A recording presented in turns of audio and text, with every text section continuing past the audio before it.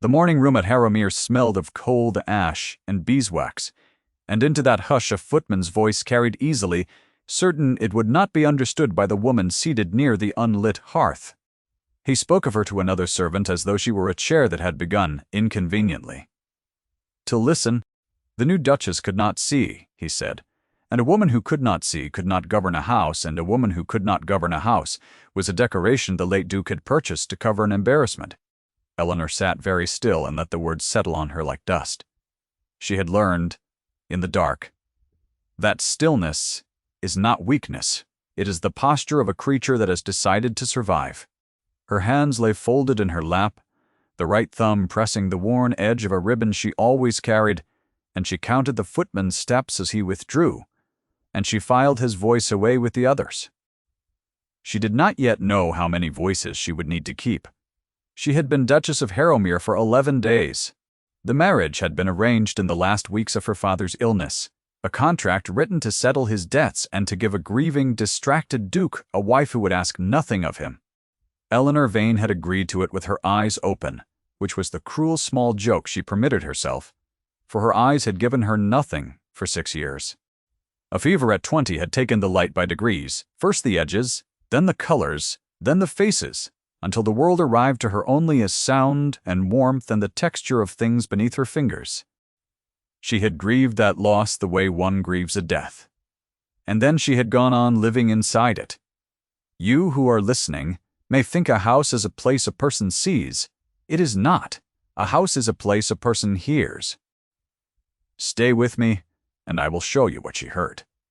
The Duke of Harrowmere was named Adrian Crane, and he was 38, and the household spoke of him in lowered tones as a man who had buried more than a wife.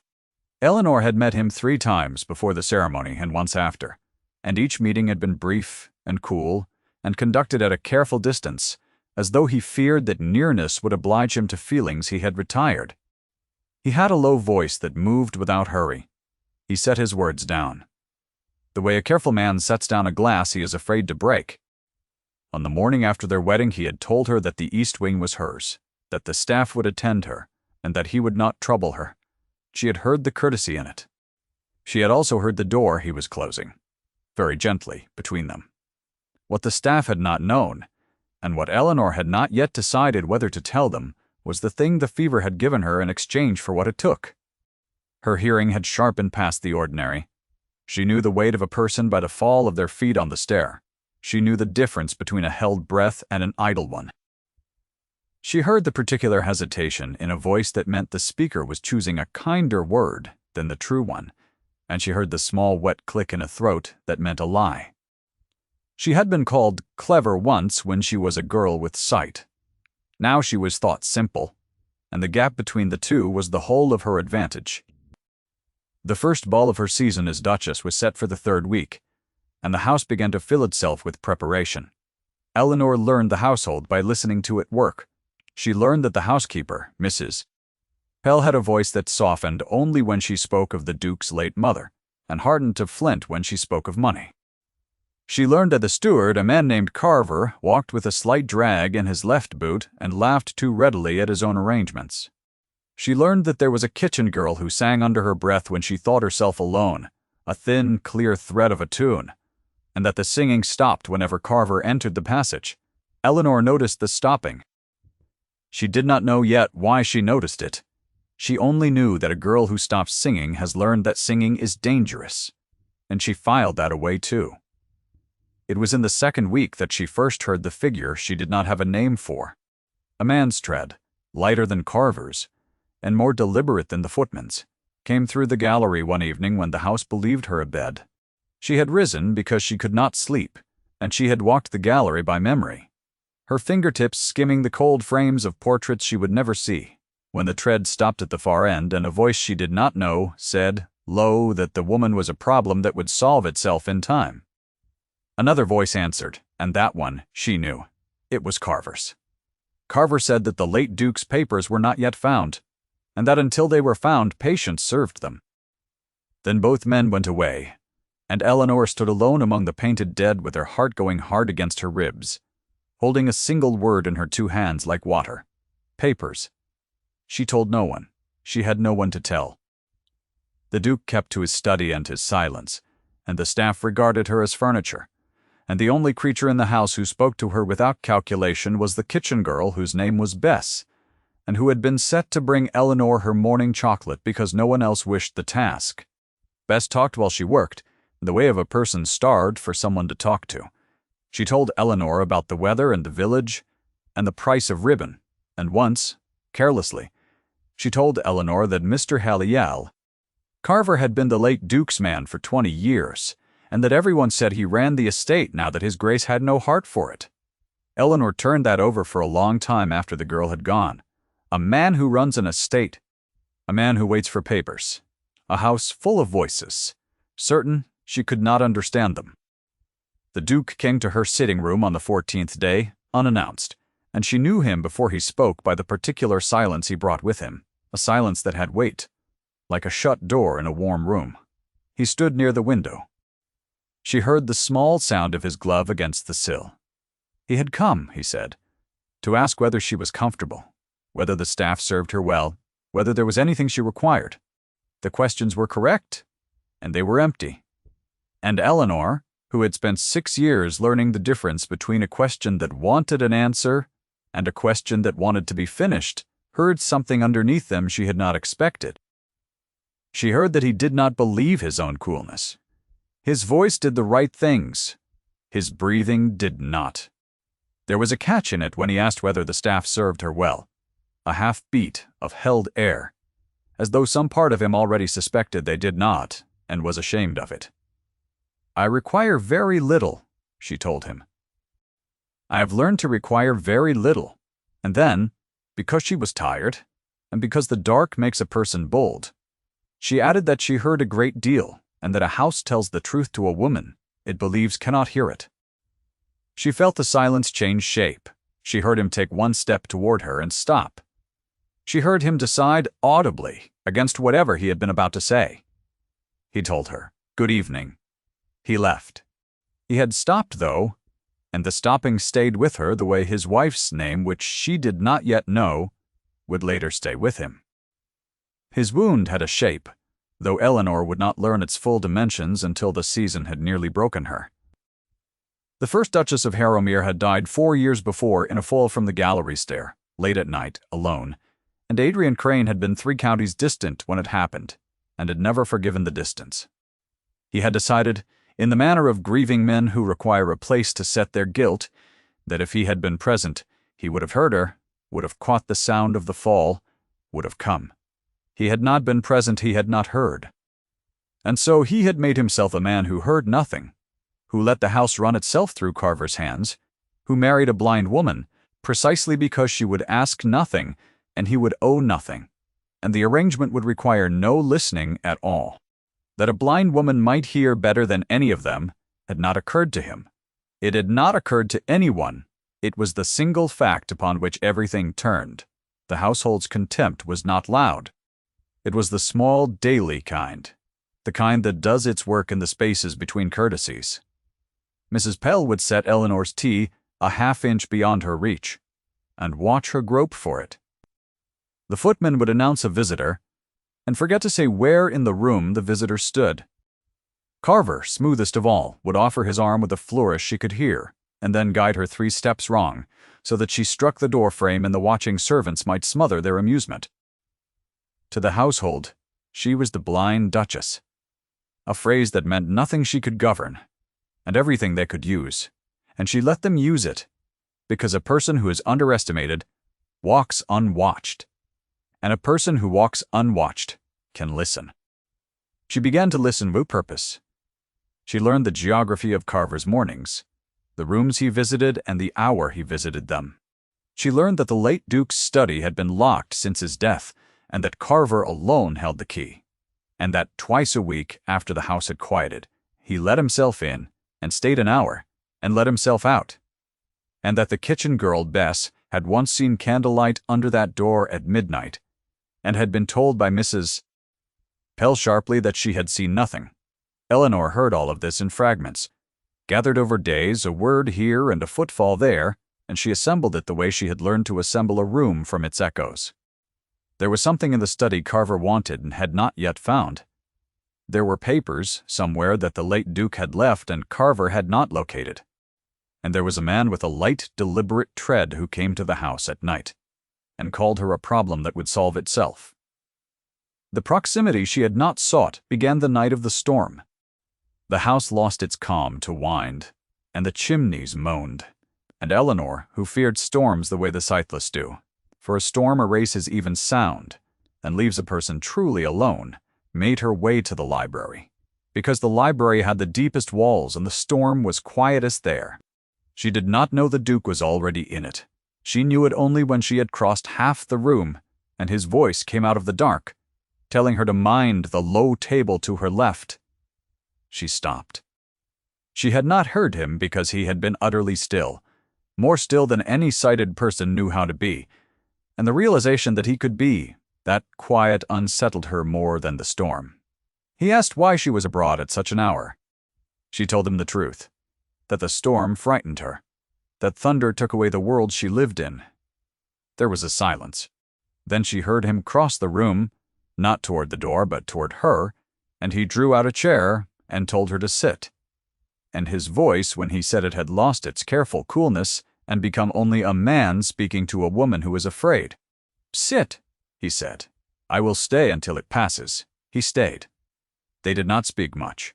She heard him near her in the dark, though the rhythm of his breathing slowing as hers slowed, and once when a great crack of thunder broke directly over the house, she felt his hand close over hers on the arm of the chair, brief and warm and gone again the instant the sound had passed, as though he had reached out before deciding to, and could not unreach.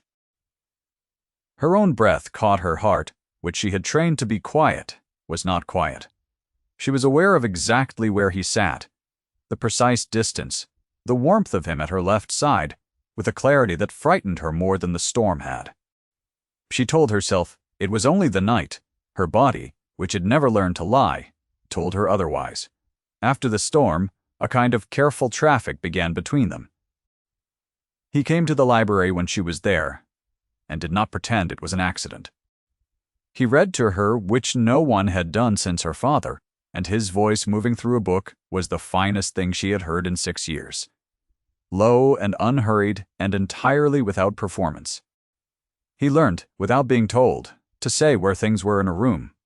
He learned to set her cup where her hand would find it. These were small things, done without comment, and Eleanor, who had been managed and pitied and used, had never in her life been simply considered.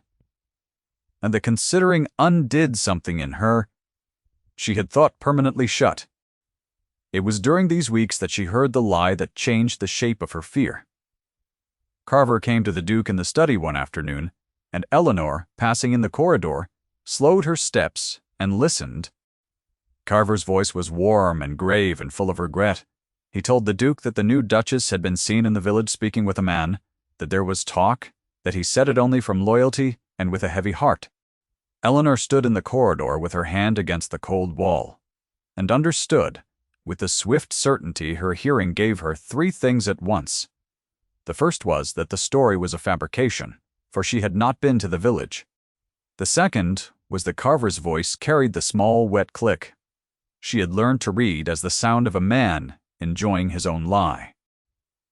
The third, and the one that emptied the warmth from her chest, was that the Duke had gone silent in a way that meant the poison had found a vein.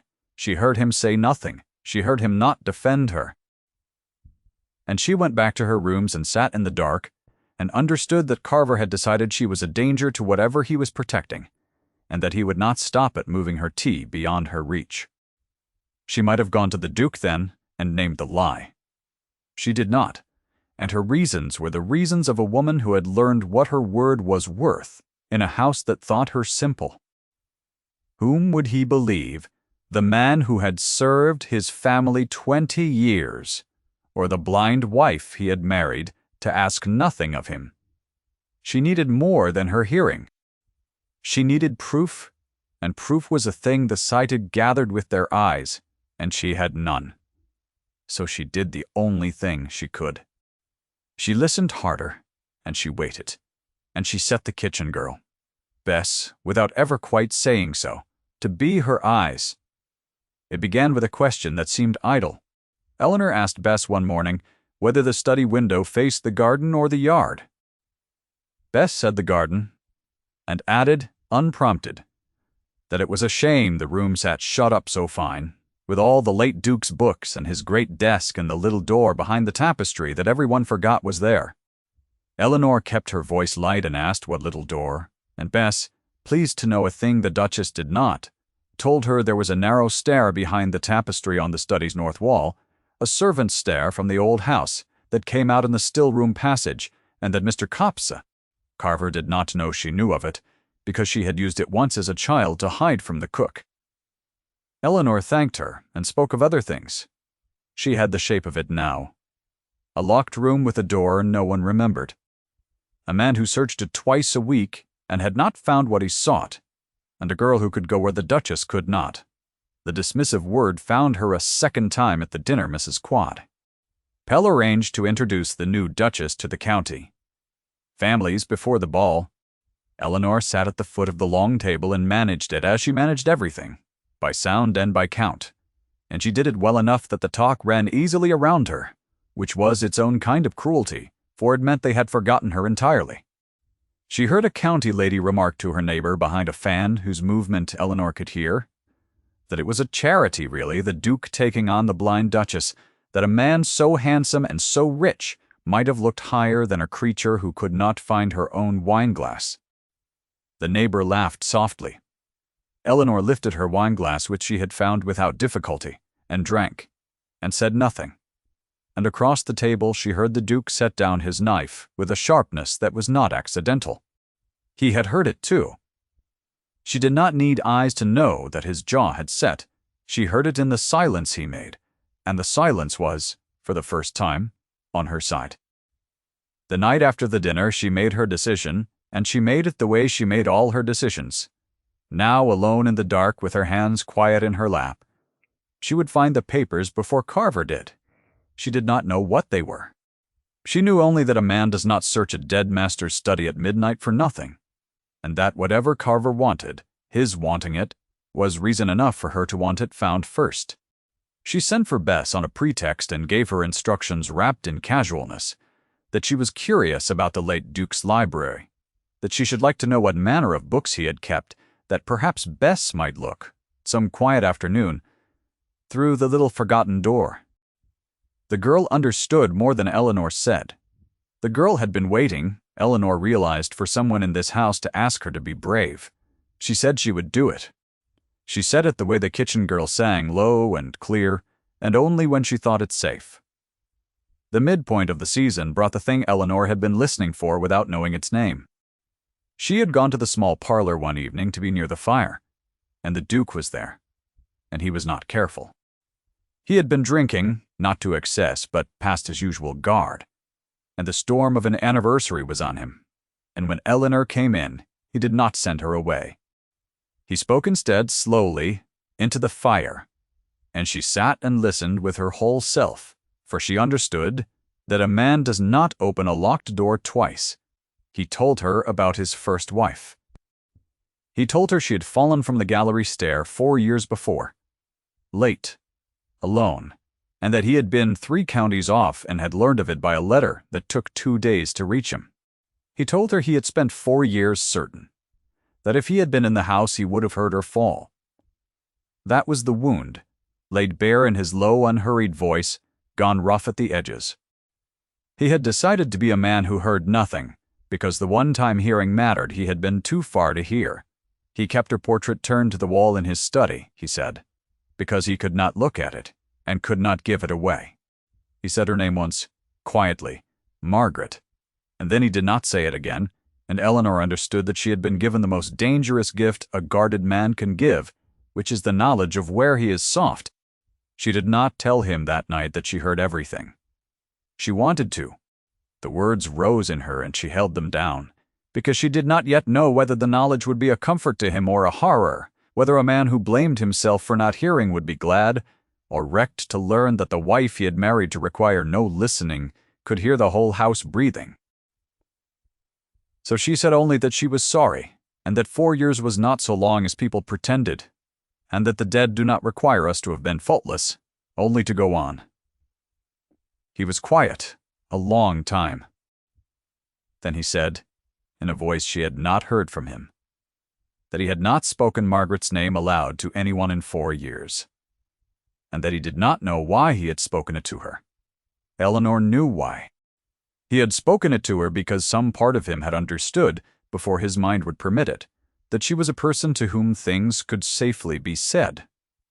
She was the one person in the house built to hear and keep. She kept it. Listen, you who have stayed with me this far. The story now turns toward its dark place, and I would not have you think the turn was sudden. It had been coming since the first footman spoke of her as furniture. Stay close. She will need to be heard. Bess went through the forgotten door on a gray afternoon, when Carver had ridden to the market town, and the study sat empty.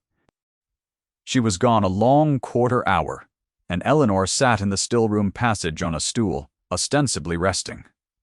In truth, listening for the drag of Carver's boot, returning early. The girl came back breathless and pressed something into Eleanor's hands, a packet of papers tied with a ribbon, and whispered that they had been behind a panel in the desk that had not shut quite flush, that she had found them only because the wood had warped and showed a line of dark, and that there was a name on the top sheet she had read before she lost her nerve. The name was the Duke's. The packet, Bess said, was thick, and the seal was the late Duke's seal, broken and clumsily mended. Eleanor held the papers and could not read them, and felt the cruelty of that more sharply than she had felt her blindness in years. She gave them to Bess to hide, and told her to say nothing, and she began that night to think of how a blind woman reads a secret she cannot see. She could not ask the Duke. She did not yet know whether the papers were a danger to him or a weapon for him, and until she knew, she would not put them in his hands and watch Carver's story about her. Turn them into evidence of a scheming wife. She could not ask Mrs. Jem Pell, or the footman, who were Carver's people or near enough. She had only Bess, who could read a little, but not well, and slowly, over 2 evenings in the dark of the still-room with the door barred, the kitchen girl spelled out what she could of the papers to the Duchess, who could not see them, and between the girl's halting reading and Eleanor's quick assembling mind, the shape of the thing emerged. They were the late Duke's true accounts, kept in his own hand, and beside them his own bitter notes, and together they told a plain story. Carver had been robbing the estate for years, not crudely. He had moved money through false tenancies and invented repairs and a mill that had burned down twice on paper, and once not at all, and the sums, gathered over 20 years, were not small. The late Duke had discovered it in the last year of his life, and had begun carefully to assemble the proof, meaning to confront his steward and to spare his grieving son the labor and the shame. He had died before he could. And Carver, who knew the proof existed and did not know where it lay, had spent 4 years searching the study at midnight, running the estate unwatched and waiting for the blind Duchess to solve herself, because the only danger left to him was that someone in the house would find the late Duke's hand and read it. Eleanor understood then the man with the light, deliberate tread. Bess described him when Eleanor asked, a thin gentleman who came sometimes after dark and went into the study with Carver, with a way of standing very straight and a coat too fine for a steward's friend. A man of law, Eleanor guessed, or a man who passed as one, the kind a thief keeps near him to make his thefts look like documents. The two of them together had only to wait. The Duke heard nothing. The Duchess could not see. The proof was lost. Time, as the stranger had said in the gallery, would solve the problem. Eleanor, though, had heard. And now she had the papers, and now the danger was no longer that the proof was lost. The danger was that Carver would learn it was found. He learned it 3 days before the ball, and Eleanor never knew exactly how. Though she suspected a footman had seen Bess on the forgotten stair and carried the word for the price of Carver's favor. What she knew was the change in the house. The contempt sharpened into something with an edge. Bess was dismissed without warning or character, turned out at dawn with her bundle, while Eleanor was made to sleep through it by a draft Mrs. Pell pressed on her at night, A draught Eleanor did not drink, having long since learned not to swallow what a hostile house offered her, but which she pretended to drink so that they would believe her stupid and asleep. She lay awake and heard the girl weeping in the yard and Carver's voice low and final, and she could do nothing, for to act was to confirm that she knew, and to confirm that she knew was to lose the only advantage she had. She wept, too, silently, in the dark, for the brave girl who had gone through the door for her, and she did not yet have the papers in a place where they could speak. She had them. She could not read them. And the one person who could had been cast out. The dark moment was not the dismissal. The dark moment came the next evening, when Carver, grown bold, came to the Duke's study and told him a longer story. Eleanor heard it from the corridor, where she had taken to standing as another woman might keep a vigil. Carver told the Duke that the new Duchess had set the kitchen girl to thieving from the late master's study, that papers had been disturbed, that the Duchess was not the helpless creature she appeared, but a calculating woman who had married into the house to plunder it, that the girl Bess had confessed before she was turned out, that he had said nothing sooner, only to spare his grace the pain. It was a masterwork. It took every true thing and bent it 1 degree so that her listening became scheming, her gathering theft, the brave girl's loyalty, a confession. And Eleanor in the corridor heard the worst sound she had heard in that house. She heard the Duke believe it. She heard it in the long silence, and then in his voice, when at last he spoke, gone cold again. Gone back behind a door he had opened to her in the small parlor, asking Carver to bring him whatever the girl had taken. She heard 4 years of a man's grief and guilt close over her like water, and she understood that he had decided in that moment that he had been a fool to speak Margaret's name to her, that she was exactly what the county lady had said behind her fan, a creature he had been charitable to and who had repaid him with cunning. She went back to her rooms. She did not weep this time. She had passed the place where weeping helps. She sat in the dark and held the worn ribbon her father had given her, the ribbon she carried, always, the one she had pressed her thumb against on the first morning in the morning room, and she thought about what she had left. She had the papers. She had her hearing. She had a ball in 2 days, at which the whole county would gather in the great drawing-room, and at which the Duke would stand among them, and at which Carver, triumphant, would expect the blind Duchess to be quietly put away. And she had a thing none of them knew she had, which was the exact memory of every word spoken in that house in her hearing for 21 days, held perfect and entire, the way the sightless learn to hold what they cannot write down. She had Carver's lie about the village. She had the stranger's word in the gallery. She had the late Duke's accounts read aloud to her in a barred room by a girl now weeping in some other county. She could not show a single page. She could speak, though. And a house, she had learned, will tell its truth to a woman. It believes cannot hear it, which means a woman who has heard it can tell the truth back. She needed 2 things she did not have, and she got them both in the day that remained.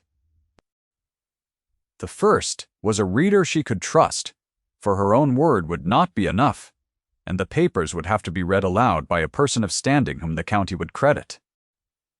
She found him in the last place Carver would have looked, which was Carver's own arrangement. The man of law who came at night, the thin, straight stranger, was named Mr. Forden. Holloway and Eleanor, listening at her corridor post, learned that he was to attend the ball brought by Carver as a respectable guest, the better to be on hand when the Duchess was disgraced. A man of law, a man who could read a document aloud and be believed, a man who did not know that the Duchess knew his voice from a midnight gallery, or that she had a packet of papers that named him, in the late Duke's own hand, as the lawyer who had drawn the false tenancies. Eleanor did not need to trust him. She needed only to make it impossible for him to refuse, and a man whose own name is in the proof reads the proof very carefully when the alternative is reading it from a dock. The second thing she needed was the papers in her hands at the right moment, and for that, she needed Bess, and Bess was gone. Eleanor had listened to that girl for weeks, though, and she knew where the girl's people were. A farm, 2 hours off, and she knew the one footman in the house, whose voice did not carry the click. A young man named Tom, who had once, when no one watched, told her plainly where the step was rather than letting her stumble. She called Tom to her, and she did not order him, for orders in that house went through Carver. She told him the truth, all of it, in the dark. And she let him hear in her voice that she was not the scheming creature Carver had drawn, and a person can hear sincerity as clearly as Eleanor heard lies, and Tom heard it. He rode for the farm that night. He brought Bess back before dawn with the packet, and he hid them both in the still room behind the barred door. And Eleanor slept 2 hours, and woke into the morning of the ball with a calm she had not felt since the fever took the light. The calm of a person who has finally been given something to do. The great drawing room at Harrowmere filled that evening with candlelight. Eleanor could feel on her skin, and music she could feel in the floor, and the press of 50 bodies she mapped by their voices as they arrived. She stood near the head of the room where the Duke received his guests, placed there by Mrs. Pell with a small, cruel satisfaction, for the housekeeper believed she was placing the Duchess where her disgrace would be most public. Eleanor let herself be placed. She heard Carver moving through the room, warm and busy, laying his ground. She heard the county lady of the fan. She heard, near the wall, the light, deliberate tread of Mr. Blank's. Holloway, who did not yet know his evening, had been arranged by someone other than Carver, and she heard at her side the Duke, silent and cold and correct, a man performing a marriage he had decided was a mistake. She turned her face toward him once, and she said low, so that only he could hear, that before the night was over he would learn that he had married a woman who heard everything, and that she was sorry he would learn it this way. He did not answer. She heard his breath change, though. The catch she knew, and she let it be enough.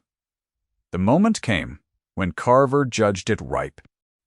He had a way of shaping a room, and he shaped this one toward a hush, and into the hush he spoke, with every appearance of reluctance, of a painful matter that touched the honor of the house. He spoke of papers gone missing from the late Duke's study. He spoke of a servant, turned out for theft. He let his eyes, Eleanor knew, though she could not see it, rest upon the Duchess, and he let the county draw its own conclusion, and the county, primed by a fortnight of charitable murmurs, drew it. Eleanor heard the room turn toward her. She heard 50 people decide, in a held breath, that the blind Duchess was a thief. And she stepped forward into the center of the floor alone, finding it by the change in the air and the cool of the open space. And she began to speak in a voice she had spent 6 years learning to hold steady in the dark. She did not defend herself first. She had learned that a person who begins with defense has already half confessed. She began instead with the gallery. She described a night some weeks past, the precise night, and a conversation between 2 men who believed the house asleep, and she repeated the words exactly, that the woman was a problem that would solve itself in time, that the late Duke's papers were not yet found, that until they were found, patience served. She named the hour. She named the place. And then she turned her sightless face toward the wall, where she heard the light deliberate tread go suddenly still, and she said that one of the 2 voices had been Mr. Gull, Carver's, and that the other she had not known that night but knew now, for it was the same voice that had bid her good evening at the door an hour ago, and it belonged to a gentleman of law named Mr. Holloway. The room made a sound. Holloway took a step and stopped. Carver began to speak, and Eleanor spoke over him, which she had never done to any man in that house, and her voice did not rise. It only went very clear and very level, and the room leaned in to hear it. She told them she could not read.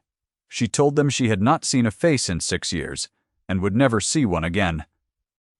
And she told them that a woman who cannot see learns to hear, and that she had heard this house for 21 days, and that she had heard a great deal it had not meant her to hear.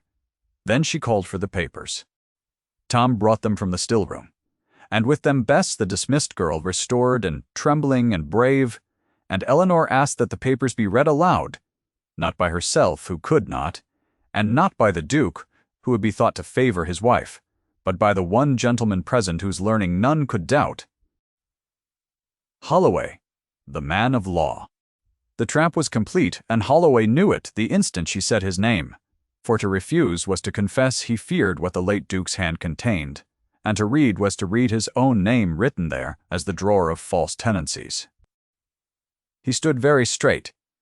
He was silent for a long moment, and then, because a man of law fears the dock more than he fears the truth, he took the papers in his hands and he read.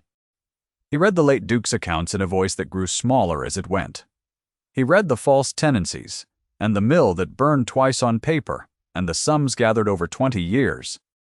He read the late Duke's own bitter notes, naming Carver as the thief, and Holloway as the hand that drew the papers. And as he read, the room that had turned against the Duchess turned again, the way a tide turns, past the point of stopping.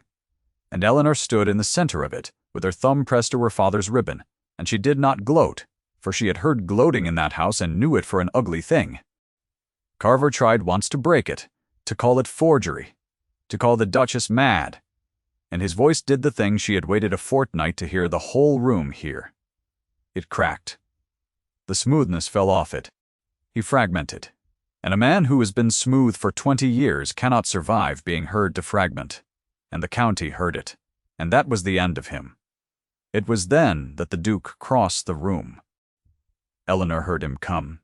3 long strides through a silence, so complete she could hear the candles. She did not know what he would do. She had told him she heard everything, and she had told him he would learn it this way, and she did not know whether he would thank her or unmake her, whether 4 years of grief would harden or break. He stopped before her. She heard him close. The precise distance, the warmth of him she had mapped in a dark library on the night of a storm. And he took her hand, the one that held the ribbon, and he raised his voice so that the whole room would carry it. And he said 5 words, only 5, the most he had ever needed. "This is my wife," she heard. The room held its breath and let it go. Carver was led out by men who an hour before had been his creatures. Holloway gave up the papers and gave himself with them. For a man who has read his own guilt aloud to 50 witnesses has nowhere left to stand. The county families who had come to watch a blind Duchess disgraced went home having watched something they would tell for years, and the telling Eleanor knew would not be unkind, for the room's voice had warmed toward her at the end. She did not stay for the telling, though she had had enough of the great drawing room. She let the Duke draw her hand through his arm, and this time he guided her true, and they left the candlelight and the music and the press of bodies, and went out into the cooler dark of the corridor, where the only sound was their own steps and the small settling of the house around them. He did not speak until they reached the small parlor, where weeks before he had said Margaret's name. Into the fire he shut the door. She heard him stand a moment gathering himself, and then he asked her, low, how long she had heard him. She told him the truth from the first morning. She had heard the footman call her furniture, and had filed his voice away. She had heard the staff move her tea beyond her reach. She had heard him stop. That first evening, when he had meant to leave, she had heard him say Margaret's name. She had heard. She said a man who had decided to hear nothing because the one time it mattered he had been too far to hear, and she had not had the heart to tell him that he was wrong, that hearing is not a thing that fails us, that he had not failed his first wife by being 3 counties distant any more than she had failed her own eyes by catching a fever. "We do not owe the dead our faultlessness," she said again, "only that we go on, and that we listen when there is someone left to hear." He was quiet for a long time. She heard him sit, close to her, the way he had sat in the storm. Then she heard him say, in a voice with no coolness left in it at all, that he had married her to require no listening, and that she had heard him better than anyone had heard him in his life, and that he did not want a wife who asked nothing of him after all. He wanted, he said, to be asked. He reached for her hand again, and this time she heard him reach, heard the small sound of his coat as he leaned, and felt his fingers find hers and not let go, and she turned her face up toward his, and heard him very near and did not pull away. He did not kiss her then. He stopped a breath short, and she felt the warmth of him at the edge of touching, and she understood that he was waiting, that he would not take even this without her turning toward it, and the consideration in that, The sheer unhurried care of a man who set words down like a glass he feared to break undid the last shut thing in her. She closed the breath of distance herself. The kiss was soft and full of promise, and entirely without performance, like his voice reading to her in the dark, and when it ended, she did not move away, and neither did he, and the fire spoke quietly to itself, and for a long moment the house at Harrowmere had nothing it needed to say. You who have stayed until the end may wonder what became of the brave girl who went through the forgotten door. I will tell you, and then I will let you go. The spring that followed was the first spring Eleanor had felt warm on her skin in 6 years, and not minded the dark behind her eyes. The estate was set right, the false tenancies undone, the true tenants found and made whole, and Carver and Holloway answered for what they had done in the slow procedural way the law has, which is neither swift nor merciful but is in the end sufficient. The portrait of Margaret was taken down from where it faced the wall and hung properly in the gallery, and the Duke walked Eleanor there one morning and described it to her, every line of it in his low, unhurried voice. And Eleanor listened to her husband describe his first wife's face with tenderness and without guilt, and understood that he had been let out of a room he had locked himself inside for 4 years. Bess was not turned back to the kitchen. She was made the Duchess's own woman, and she sang now without stopping when she pleased, the thin, clear thread of a tune running through the east wing at all hours, and Eleanor, who had once filed away the silence where the singing should have been, learned the whole of the song at last. On an evening late in that first spring, with the windows open to the garden and the air full of cut grass and the last light warm on the sill, Eleanor sat near the fire that was lit only for company now and not for cold, and the Duke read to her and Bess sang somewhere down the passage, and Eleanor held in her lap the worn ribbon her father had given her, the one she had pressed her thumb against on the first cold morning in the morning room when a footman had called her a decoration. She did not need it now, the way she had needed it then. She kept it, though, the way one keeps the thing that was in one's hand on the day the dark began to lift, and she ran her thumb along its frayed edge once, out of habit and out of love. And she listened to her husband's voice, and the kitchen girl's song, and the settling of a house that had finally told her its truth and been answered. She had been called the Blind Duchess by a household that believed the word meant helpless. She had taught them, without ever raising her voice, what else it could mean. She had heard everything. And now, at last, there was nothing in that house she needed to keep secret, and a great deal she was glad to hear. If Eleanor's story moved you, stay a moment longer in the quiet she has earned. And if you wish, leave a word of your own, favorite turning before you go. The fire is warm, the song is still running down the passage. Thank you for staying until the end.